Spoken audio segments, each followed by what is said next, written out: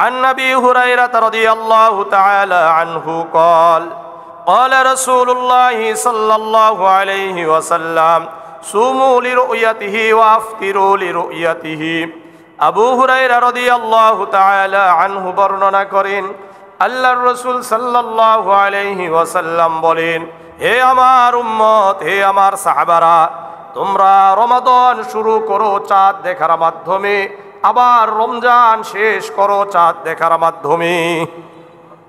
সুতরাং এটা একটা স্বতন্ত্র সুন্নত যে আমরা চাঁদ দেখে রমাদান শুরু করব, চাঁদ দেখে রমাদান শেষ করব, না ফেসবুক দেখে রমাদান শুরু করব? হ্যাঁ, না আজকে মনে করলেন শুনলাম যে সৌদি আরবে চাঁদ উঠেছে, আগামীকাল থেকে আমাদের কি রমাদান শুরু, ফাইসালা নিয়ে নিছে, এরকম করব না। বরং আমাদের উচিত চাঁদ দেখা, আমাদের উচিত কি চাঁদ দেখা। এখন ব্যাপার হলো আপনি চাঁদ দেখতে পাবেন কি পাবেন না এটা দেখা দরকার নাই। আপনাকে আমাকে সূর্য যখন অস্ত যাবে সঙ্গে সঙ্গে চাঁদ দেখার জন্য চেষ্টা করতে হবে। 1 মিনিট হোক, 2 মিনিট হোক, 3 মিনিট হোক, চেয়ে দেখেন আকাশের দিকে যে চাঁদ আছে কিনা। এটা আপনি দেখতে পারলেও সওয়াব পাবেন, না দেখতে পারলেও কি পাবেন? সওয়াব পাবেন। মনে থাকবে তো ইনশাআল্লাহ। তাহলে 1 নম্বর কাজ কি আমাদের? চাঁদ দেখা, এটা সুন্নাহ। ফাইন গুম্মা আলাইকুম, যদি দেখা যায় সেদিন মেঘ হয়েছে অথবা চাঁদ দেখা গেল না, ফাকমিলু ইদ্দাতা শাবানা সালাসিন, তখন তোমরা শাবানের 30 দিন পূর্ণ করো। কয় দিন? 30 দিন পূর্ণ করো। কেন? কারণ হলো রমাদানের আগের 1 দিন অথবা 2 দিন, 1 দিন মানে হলো যদি শাবান মাস 29 দিনের হয় তাহলে কয় দিন? 1 দিন।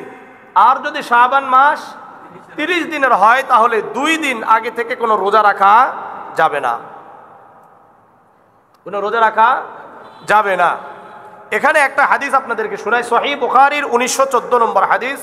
عن أبي هريرة رضي الله تعالى عنه عن النبي صلى الله عليه وسلم قال لا يتقدمن أحدكم رمضان بصوم يوم أو يومين।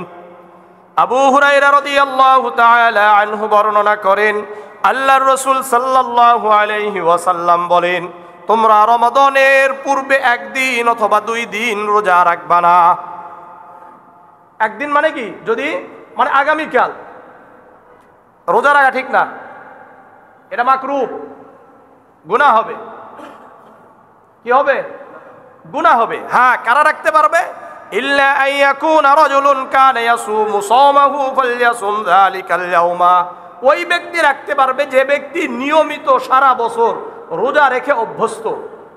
যেমন ধরে নেন প্রতি সোমবার বৃহস্পতিবারে রোজা রাখে, এখন শাবানের 29 তারিখ অথবা 30 তারিখ তার কি পড়ে গেছে? সোমবার পড়ে গেছে অথবা বৃহস্পতিবার পড়ে গেছে, অথবা সে নিয়মিতই রোজা রাখে।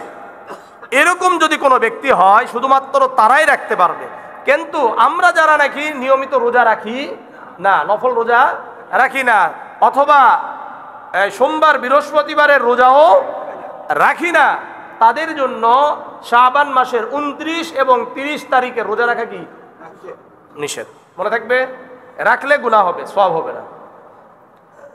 এই জন্য এই রাসূল বলেছেন ফাইন গুম্মা আলাইকুম, 29 তারিখে আমরা দেখব, চেষ্টা করব চাঁদ দেখার জন্য। যদি না দেখা যায় ফাকমিলু ইদ্দাতা শাবানা সালাসিন, তাহলে শাবানকে 30 দিনের মাধ্যমে পূর্ণ করব। তাহলে আমাদের 1 নম্বর কাজ হলো আমরা চাঁদ দেখার চেষ্টা করব। 2 নম্বর কাজ হলো আমরা শাবান মাসের শেষ দিন অর্থাৎ 29 এবং 30 তারিখে সাধারণ যারা আমরা রোজা রাখি না তারা রাখবো না। হ্যাঁ, কারা রাখবেন? যারা রোজা রেখে অভ্যস্ত ওই দিনগুলোতে। আল্লাহ আমাদেরকে বোঝার তৌফিক দান করুন।